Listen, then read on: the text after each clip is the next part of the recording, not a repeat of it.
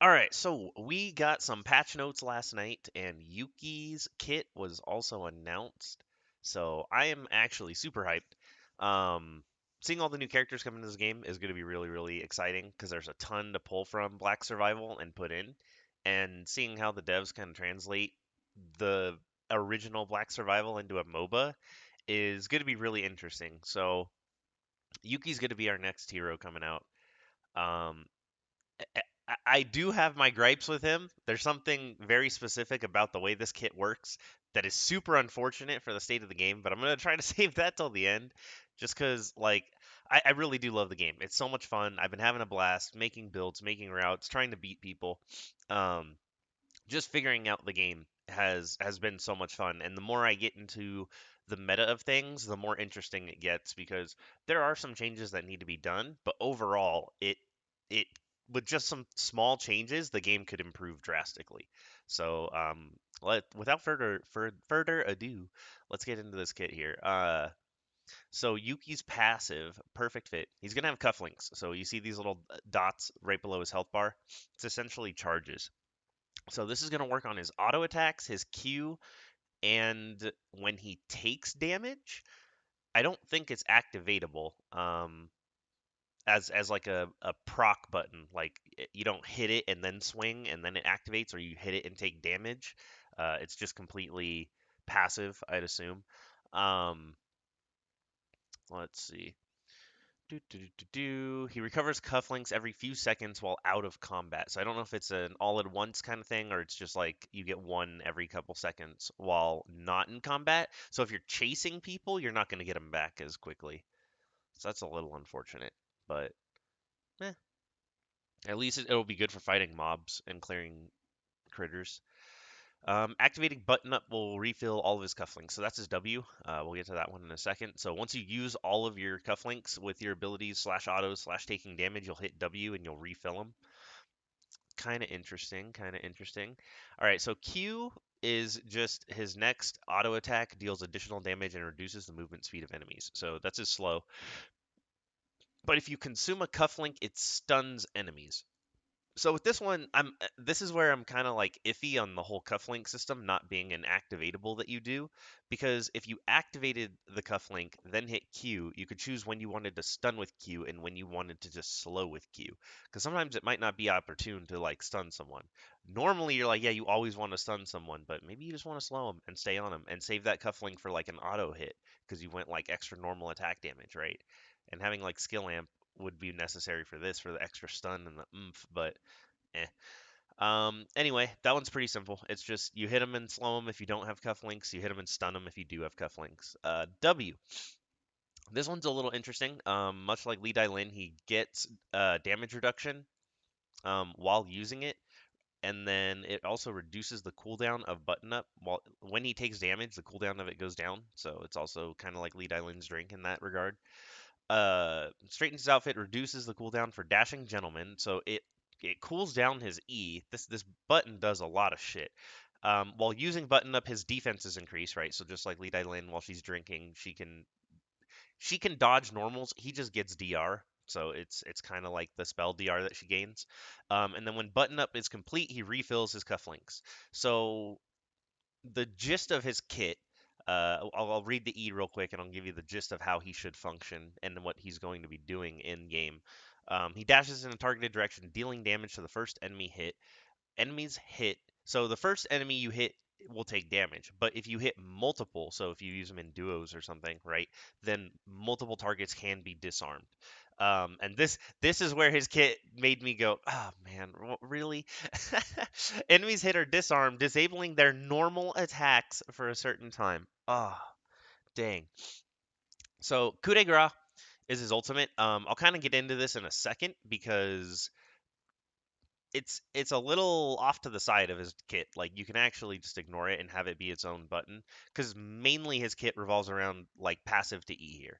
So what you end up doing is you're going to use Dashing Gentleman to get in, right? Obviously, get on top of the first target, damage them, disarm them. When they're disarmed, they're not going to be able to retaliate with autos. They will still have their ability usage, right?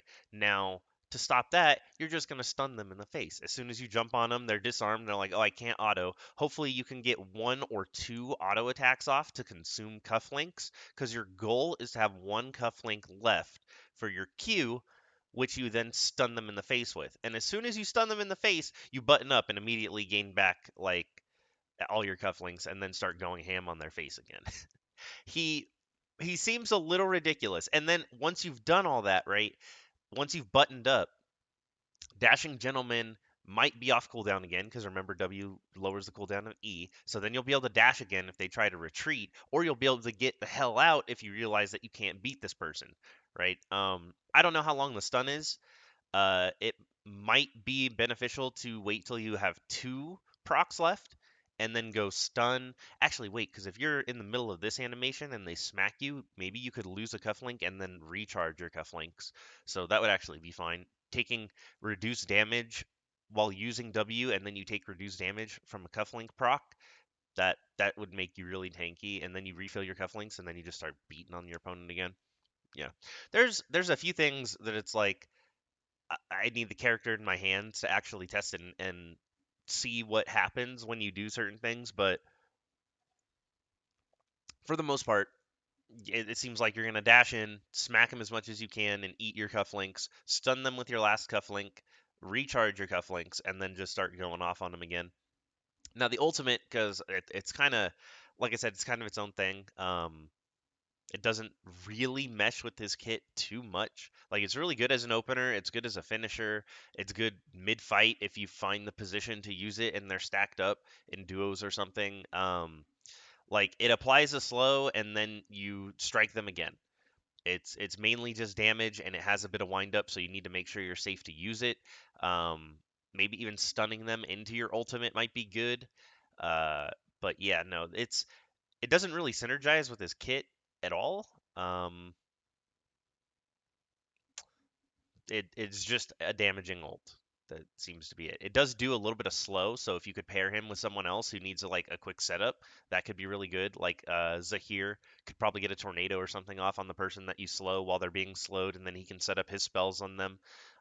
It's definitely good for setups, but as you can see in this GIF, as soon as you hit the second part of your ult, this is the second part, you sheath your sword and it does the damage, the slow wears off. So it's not even like you would want to ult and then go into your E off of your ult, because the slow's going to wear off, so it's not setting anything up for you. It just, I feel like the slow would have to last like a second, half a second longer. So at least then maybe he could use it as an opener to line up with his E or something and then go in on someone, right? Um, yeah, because as it stands right now, it doesn't even have cufflink procs, I don't think. Just reduces, mark will explode after you choose the sword, dealing damage. Yeah. So overall, he looks really cool. Like I said, that one part of the ultimate is just a little weird. I don't know. Maybe like if he used a cufflink, if he uses a cufflink with his ult, the slow lasts for 2 seconds after the final damage is dealt or something.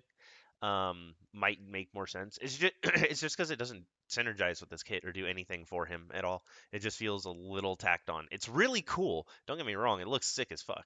Like he's just like vroom, boom, bah. I love Eido swordsman shit. That's just so cool. It's like my favorite part of swordsman stuff is just seeing Eido play Johnny in Guilty Gear, maybe a little bit of biking in there. Um, what's her name? Hanmura. Yeah, no, I can't get her name right. I don't play Grand Blue Fantasy Versus, but if I did, anyway, yeah, he's gonna be really cool. My biggest gripe with him, so depending on how long Disarm lasts, this is probably the worst hero to come out right now with the state of the game, just because everybody's building skill amp and everybody's tired of building skill amp because it's so good, and people are trying to build other things that are like normal attack damage and doing auto attacks instead. But now we're gonna have this man that comes in and says, nah, y'all can't do autos. And then we're like, wait, we can auto again. He's gonna be like, nah, stunned you upside your face. And you're like, wait, no, please, let me auto again. He's buttoning his shirt back up, looking nice and pretty, dashes it, you can't auto again. Ha! And he's smacking you upside the head. You can't do nothing. I'm so sad. I have until July 8th to play as many auto attack builds as I can before this man comes out and it's all over. And I'm going to be playing him because that'll be the new auto attacker. But anyway, Yuki looks sick. I am hyped to see who else is going to be coming in. Um, I'll probably talk about that later in the state of the game because I don't want to spend too much time on this video. I want to like get through it pretty quick. But let's check out these patch notes because the patch notes were pretty good. I like checked them out last night, and as soon as I read a certain part of the patch notes, I was like, "What?" And then I went into the Discord and read what everyone else was saying about the patch notes, and I was like, "Okay, good. I wasn't the only one who questioned what happened." But everything else looks pretty solid. So Isol's getting some nerfs, right? This is kind of okay. Man does a lot of damage already with skill amp or with any other kind of little decent build going on. His mines, this might be too much. I was talking to myself earlier about this when I saw this, because how this currently works is he can get like 5 to 6 mines out with a cooldown of 10 seconds and a duration of 40 or 60, excuse me. Um, what they did is they took it down to 20-second cooldown, so they chopped that in half, and then the duration is only 40 seconds. So now your mine only lasts like half. They essentially cut in half completely the number of mines you can have out at one time. So at rank 1, you can literally only have one mine out. At rank 2, you could still only have one mine out, and at rank 3, you can have two mines out, but for not that long. Um, I think that might be a little excessive. Uh, I could be wrong. It could be completely fine. It might be better to go 15 seconds and 45 seconds. Um, and then, just kind of even like level out this middle a little bit and make that feel a bit better. That could be, 25. And so that way you're still getting like 1.5 bombs out. Because 3 bombs might be good. 3 bombs might be optimal. But also by the end of the game, he has so much inventory space because he should be full build that he's just building extra traps, right? So that might be too excessive if he has extra traps on top of 3 mines. Who knows? I'm just saying the 15-45 might be a good swap up if that ends up being too heavy-handed of a nerf. But otherwise, I like everything they did. Like that's all good for me. Um, Hyunwoo getting a little nerf on his bulk. Oh no! Yo, Sama, what's up? Man, oh my god. Oh my god. 5 tier, oh my, whoa, whoa, whoa, wait a minute. Nene Momo, what are you doing? You're crazy. You're crazy. Man, I was trying to do this as like a not getting interrupted or looking at Twitch chat, and then this happens. What in the world? You're nuts. You're actually nuts. I, I, okay. Well, I've got to go. I have to go. Damn. Damn. Damn. Coming through. I have to. Why is this sideways? Wait, what happened to this? Oh no. What? What? Oh God. Hold up. Hold up. Nope, not that way. What? Oh no. God, no. God, why? Hang on, we got it. Oh, maybe? Nailed it. Okay. Yeah, that was weird. I don't know what happened to my sub count, but ne momo mo. Man, it's 3 and 3. Ne momo mo. Nene mo. Nene mo or nemomo just sounds so much better. That's gonna be. It's too much of a mouthful, but thank you. Thanks again. That's big. That's huge. What in the world? Just coming through with a tier 1 subs. That's what's up. Okay, okay. Let me get through this real quick so I can actually like talk about what I want to talk about in the game. Oh, but wow. That's too hype. That's way too hype. Oh man, that's incredible. Thanks again. Okay, okay. So where was I? Hyunwoo getting his HP dipped down. That's fine. Man's bulky. He's way bulky. We had to 3v1 a Hyun Woe that was level 20 last night. It was me, Bun, and Corrival. Corrival got murked out and dropped to the floor. Bun was regen Magnus, so she ran to the point and just stood on the point. And I sat there and fought him and like just kept him away from getting to the point. The man would not die. We just did not have the damage. So a little bit of bulk nerf and HP regen nerf on him. Totally okay. Heart, getting attack power per level, not a huge deal. Defense per level, not a huge deal. Additional HP per level, not a huge deal. I would say Heart's probably one of the weaker characters in solos. She does pretty good in teams, but her getting some buffs is totally fine. I think she's one of the characters that the few people who can play her pretty well and are good at her, and everyone else is like just struggling with her because they're not that good with her at all. So the buffs are kind of okay because maybe it'll incentivize people to pick her up a little bit more. Now these buffs, ooh, ooh, these buffs have me so hyped because I literally was sitting here last night making like an on hit normal attack damage up Lee Lin build, and I'm like, I'm gonna level my passive and E first, and I'm not gonna level Q into E like I normally do. And as soon as I think that up, this pops up into my lap last night. I was reading the patch notes on my phone. I was like, oh, I'm gonna punch some fools tonight. So now passive is way better with attack speed when you rank it up.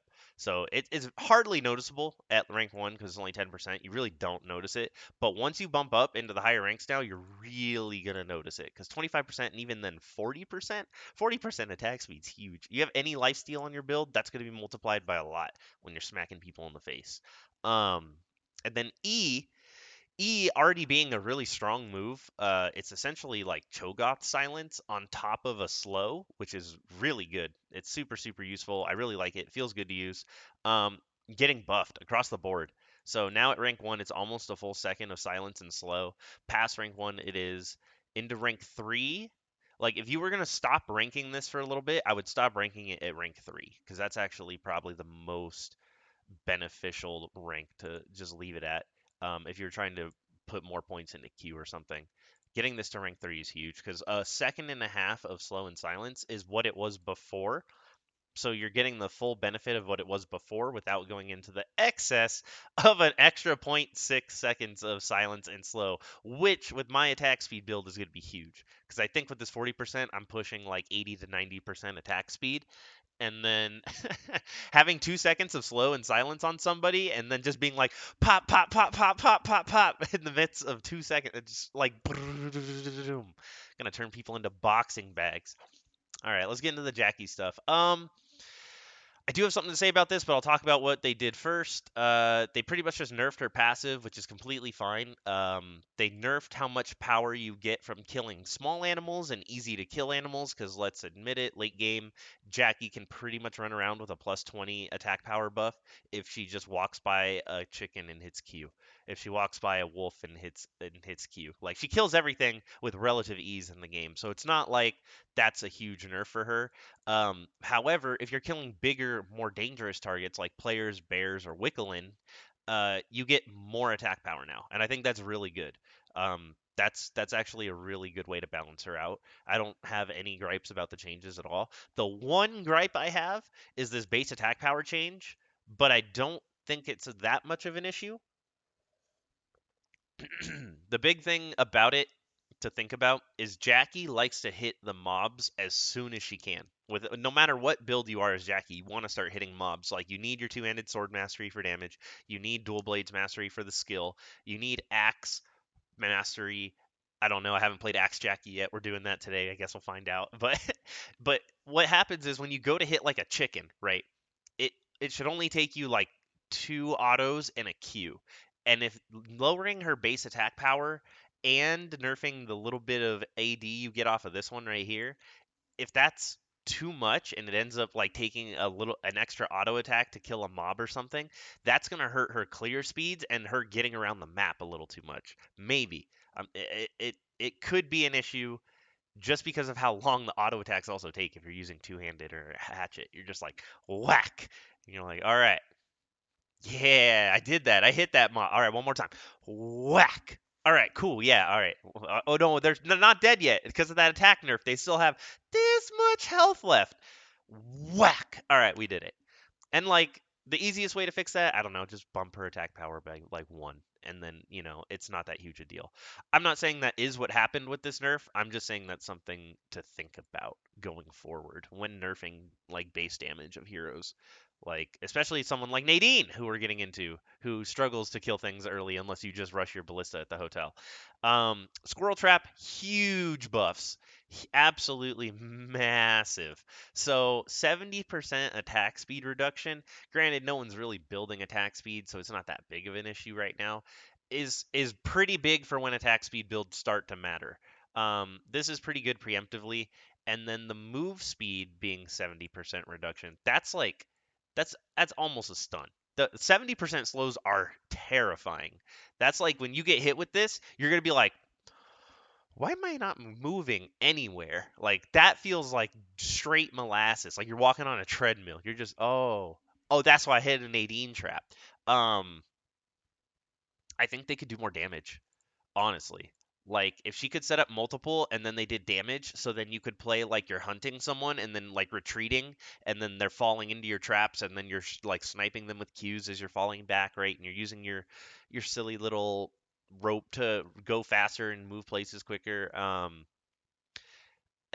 don't know. Nadine just feels like one of the weakest solos. I saw Red Snow say that they were gonna start playing Nadine if like the Jackie stuff felt weird or bad.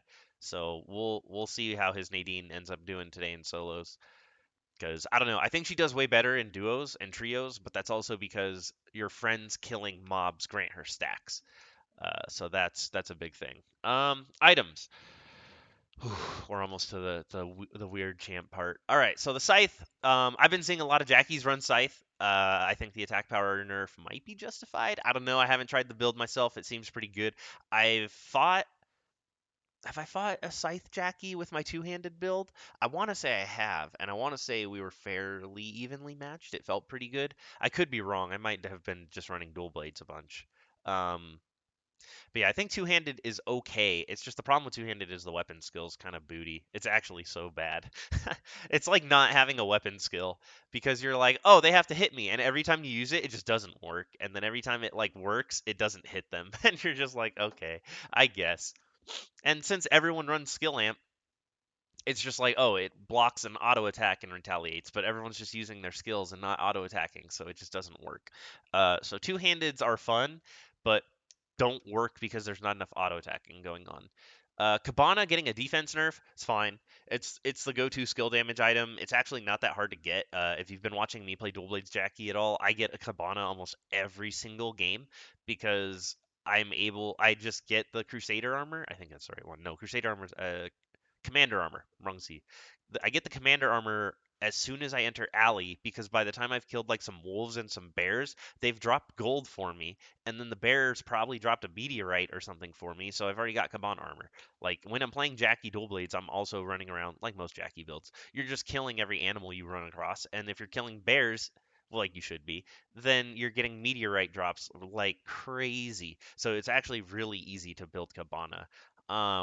I don't know if the defense nerf is because it's so easy to build or because it makes skill amp too bulky. If they're trying to make raw skill amp builds like pure glass, I'd be okay with that because that's how they should be. Glacial shoes getting the skill amp nerfed, totally fine. Out of combat movement speed getting nerfed. Um, I don't know about that. I mean, I know they're popular probably because they have the highest one. But then why not bump up the rest of the boots to make everyone else, like all the other boots, go a little bit faster? I don't know. I don't have all the boot speeds in front of me. I can't double check them, but it might be too high.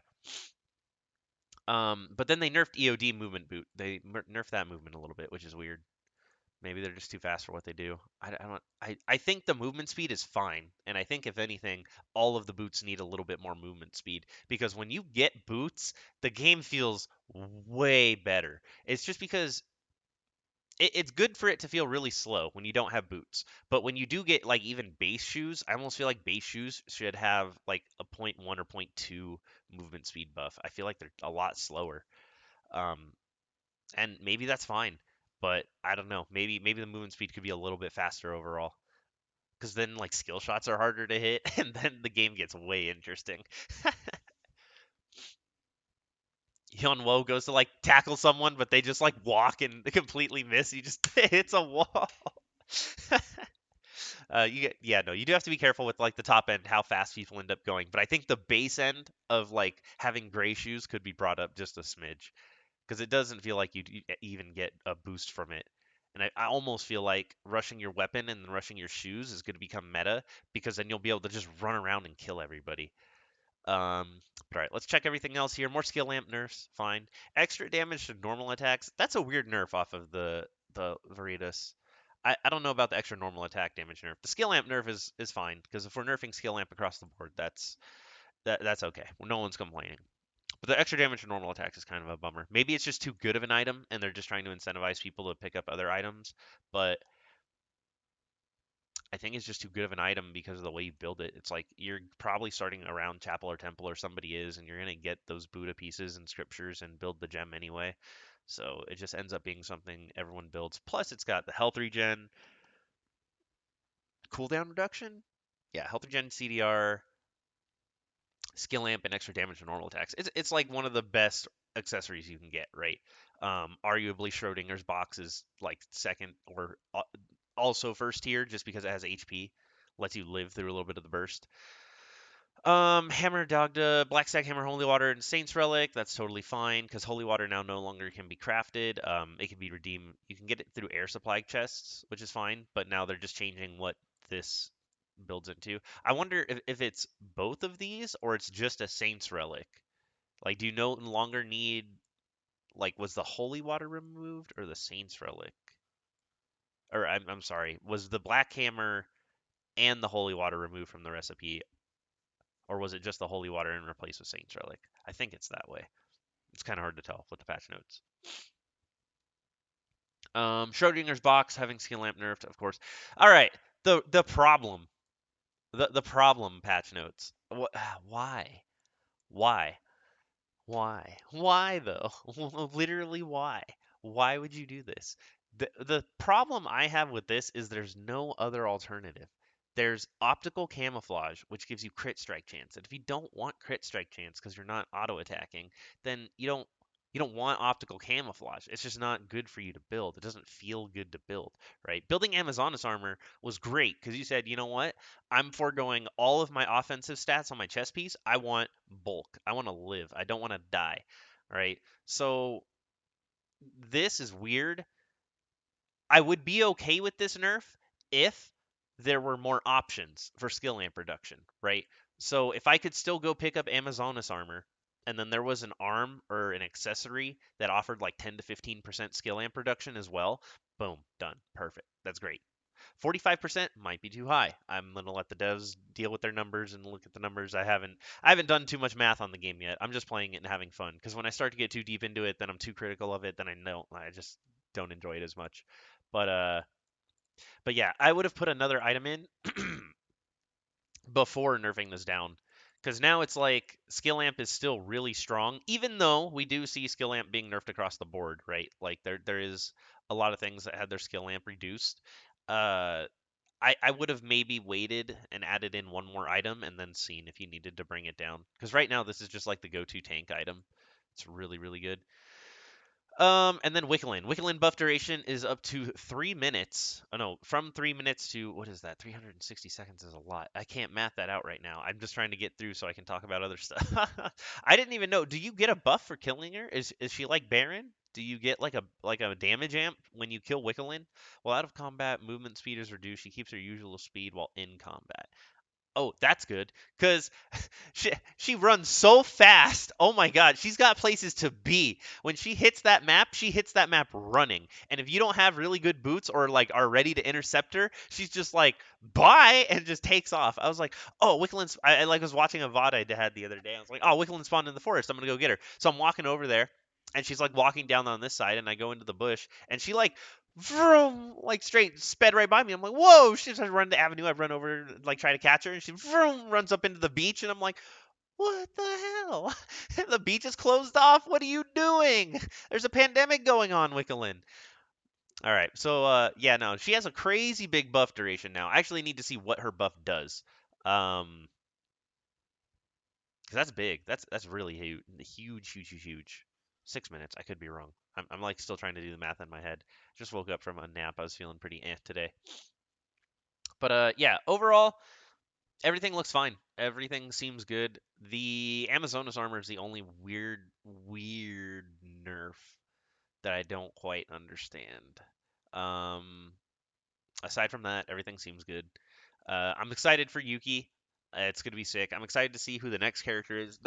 I don't want to like take away from the devs because like it's always like everyone's always more excited about the next character than the current character because everyone's waiting for their favorite character to come into the game. Um, but I feel like we're getting a healthy amount of characters. The one thing I think we need to see is more contestion for specific weapons and items, right? So Nadine's like the only bow user in the game right now. So if you pick Nadine, you're theoretically uncontested for building your ballista outside of people using the certain things for their own recipes, right? Or any bow components. A lot of times your bow components are going to be uncontested.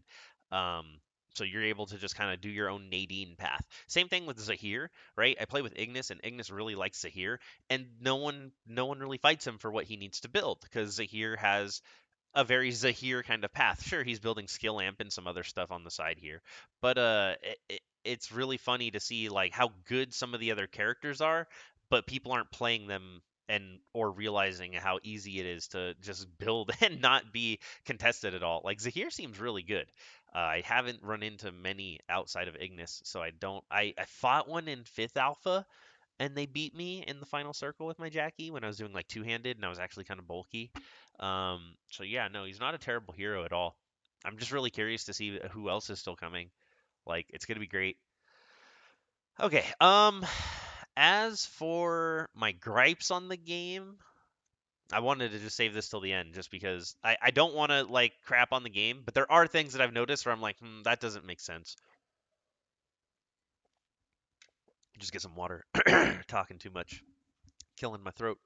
Um, the whole like skill amp and extra normal damage and then everything also scaling with attack damage is really just kind of awkward to deal with mathematically. Like if skills were their own separate thing that scaled on their own separate stat and then, you had your autos that scaled with their own separate stat, that would be fine.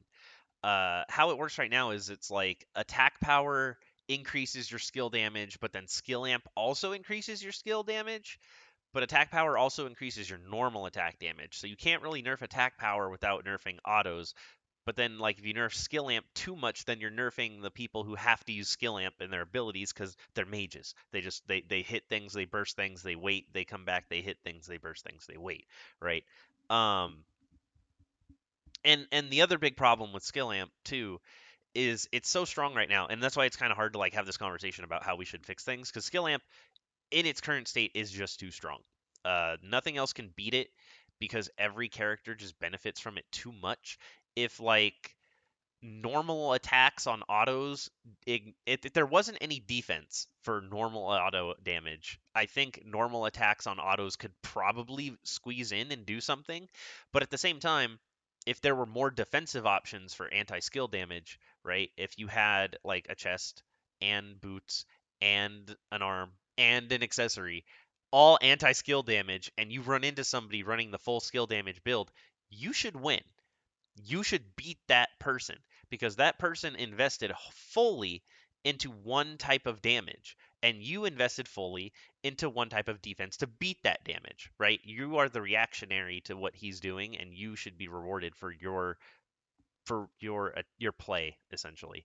Um because it would be like and the counter argument to that, well, you just build that every game and then you beat all the skill amp people. No, because if you start building full skill amp tank, right, and you're beating up all these mages and people building skill amp, people are going to go, I'm going to play an auto attacker.